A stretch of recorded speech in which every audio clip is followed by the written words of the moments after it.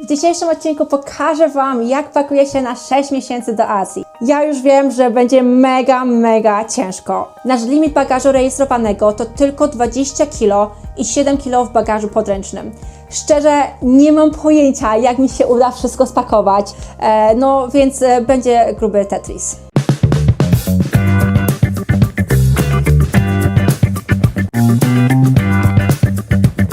Na mój bagaż podręczny wybrałam PGY Tech One More Light 22 litry. Otwiera się jak walizka, co zdecydowanie ułatwia pakowanie. Ma modułowe przegrody, co pozwala na idealne ułożenie sprzętu. Osobną kieszeń na laptopa, organizer na baterię z oznaczeniami naładowana, wyładowana, paskie i punkty zaczepu na zewnątrz, np. na tripod, wygodny i wentylowany panel pleców, kieszonka organizer na kabelki oraz ukryte miejsce na schowanie lokalizatora. Na mój bagaż rejestrowany wybrałam plecak marki Mountain Warehouse Traveler 2 w 1, czyli duży plecak 80 litrów z doczepianym plecakiem 20 litrów. No dobrze, to skoro plecaki już pokazane, to czas je wypełnić. Do bagażu podręcznego pakuję DJI Osmo Nano. Jest to dość nowa kamerka od DJI. Można ją wszędzie przypiąć, na przykład do koszulki. Można ją też przypiąć do czapki w taki sposób i sobie z nią chodzić. No generalnie jest cool i jest też wodoodporna, więc na pewno przyda nam się do nurkowania. DJI Osmo Pocket 3. Nie pokażę go Wam w tym momencie, ale musicie mi uwierzyć na słowo, że będzie w tym futerale, bo aktualnie tą kamerką nagrywam, ale jest naprawdę super do vlogów. Na pewno zrobię kiedyś dedykowany odcinek, aby pokazać Wam jej funkcję, bo naprawdę jest super. Hoover Air X1 Pro Max. Ktoś oczywiście mógł zapytać, po co mi dron, skoro jedzie ze mną profesjonalny droniarz, a to dlatego, że ten mój cudowny droniarz często woli nagrywać piękne widoczki niż mnie, chociaż ja uważam, że też jestem pięknym widoczkiem.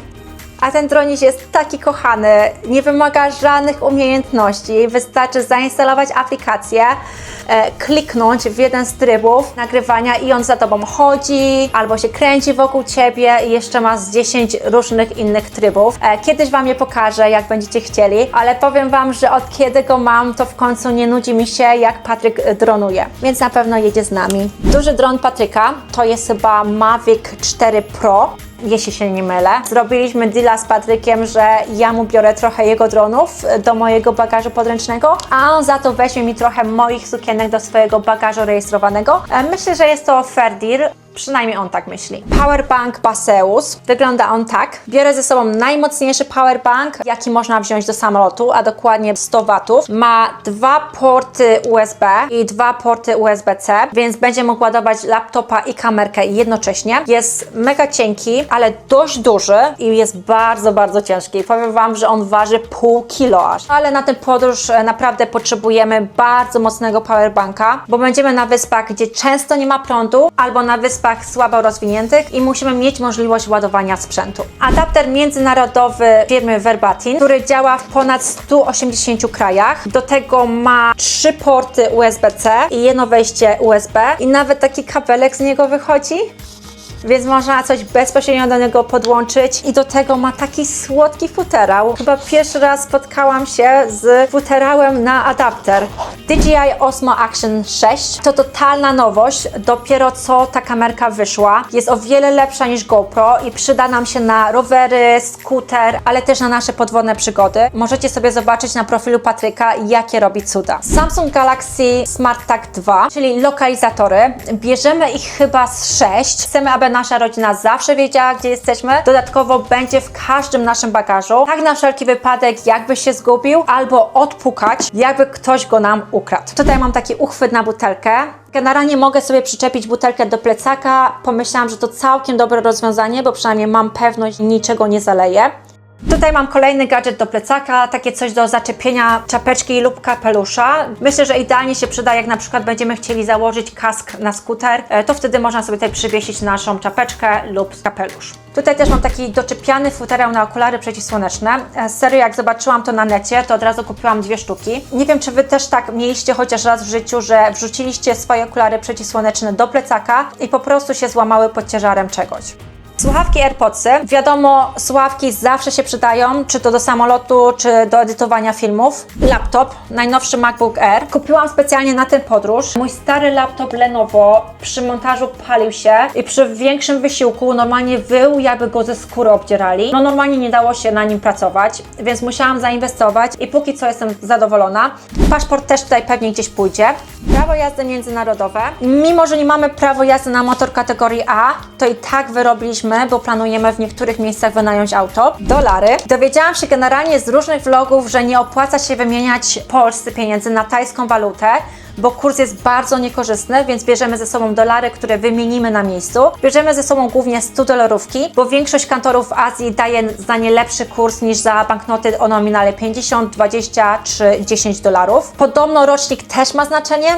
Najchętniej przyjmują dolary z nowej serii od 2013 roku wzwyż. Dyski pamięci.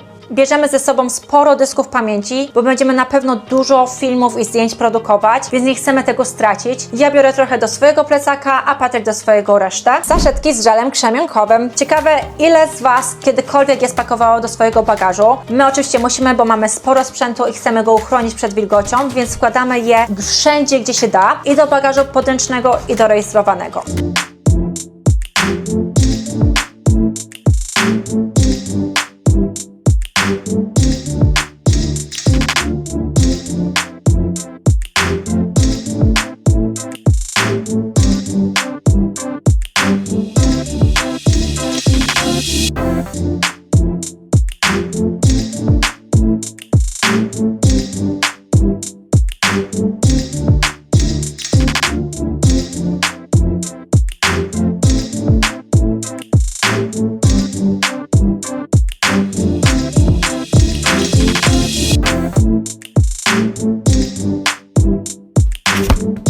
No dobrze, to przejdźmy do bagażu rejestrowanego.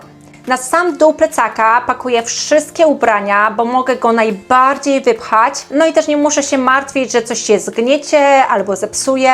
Mam wszystko posegregowane, tak aby było mi wszystko łatwo znaleźć. Czyli mam woreczek z sukienkami, koszulkami, z bielizną, ze strojami kąpielowymi i skarpetkami. Będziemy w różnych miejscach, więc musimy zabrać ze sobą buty trekkingowe. Ponownie wybrałam markę Mountain Warehouse. Wyglądają one tak, a że zajmują one dość dużo miejsca, to wypcham do nich ile się da, czyli spreje na komary, Mosquito Guard z 20% ikaradyny.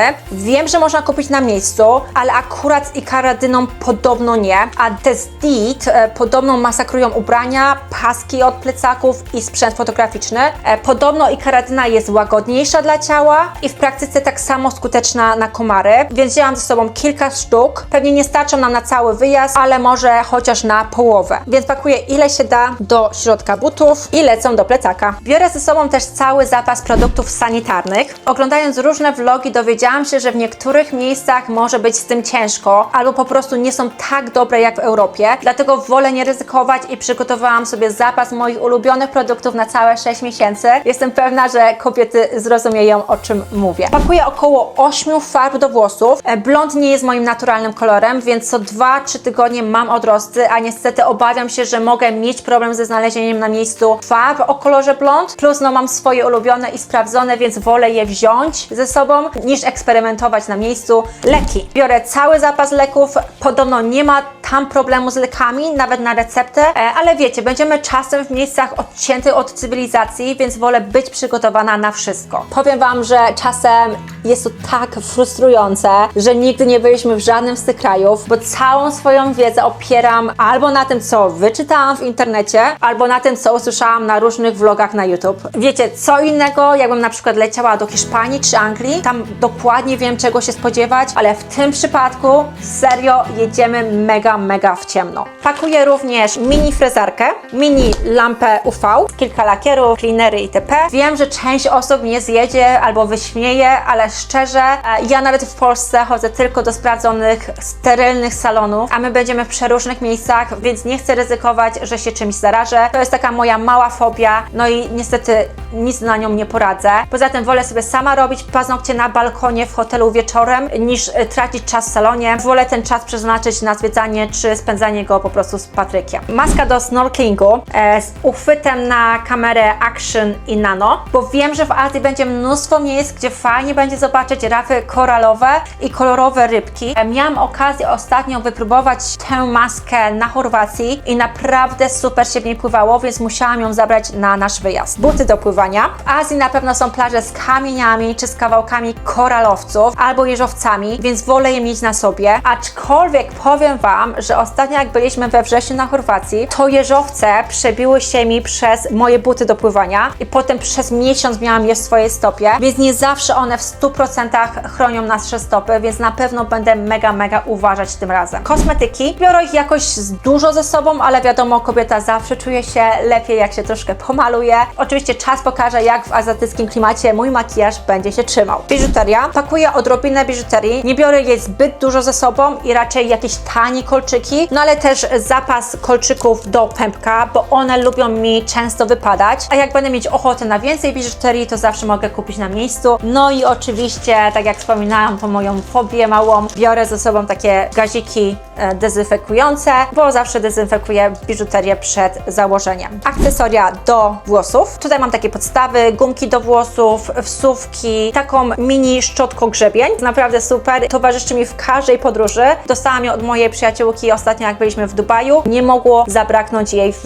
moim bagażu. Płótki TSA na każdy z naszych plecaków. Wiecie, będziemy zostawiać nieraz bagaże w przechowalniach bagaży, więc tak na wszelki wypadek, aby nikogo nie kusiło, wybraliśmy te TSA, bo podobno jak coś, to na lotnisku mogą je otworzyć bez rozwalania zamka. Biorę też moją gumkę schowek. Uważam, że jest to absolutny sztos. Zobaczcie, możecie odsunąć ten suwak i w środek możecie sobie włożyć pieniążki i potem sobie założyć ją na nadgarstek albo na głowę. Myślę, że nikt nie pomyśli, że tam coś może być. Chyba nie widziałam złodzieja, który by kradł gumki do włosów, więc naprawdę jest to super rozwiązanie. Ręcznik z mikrofibry jest ultra lekki, zajmuje dosłownie tyle miejsca co t-shirt, a schnie w ekspresowym tempie. Okulary przeciwsłoneczne, chyba nie muszę tłumaczyć dlaczego. Kurtka softshell, mimo że będzie mega ciepło przez większość czasu, to na pewno przyda się ona podczas chłodnych poranków na skuterze albo w samolocie czy klimatyzowanym busie, gdzie jakby nie było zawsze jest mega zimno. Worki na pranie. Uznałam, że warto je ze sobą zabrać, bo będziemy regularnie korzystać z pralni, więc wolę segregować ubrania białe z białymi, czarne z czarnymi, bo podobno jeśli się nie posegreguje, to po prostu wypiorą wszystko razem, a raczej nie chciałabym odebrać później ubrań w innym kolorze. Czego na pewno nie biorę, to klapek, sandałów, perfum, szamponów, odżywek. Takie rzeczy po prostu kupię na miejscu. Jak człowiek pakuje się na 6 miesięcy w jeden 20-kilogramowy plecak, to naprawdę musi wybierać z głową. Każdy gram się liczy, więc staram się brać tylko to, czego najbardziej potrzebuję.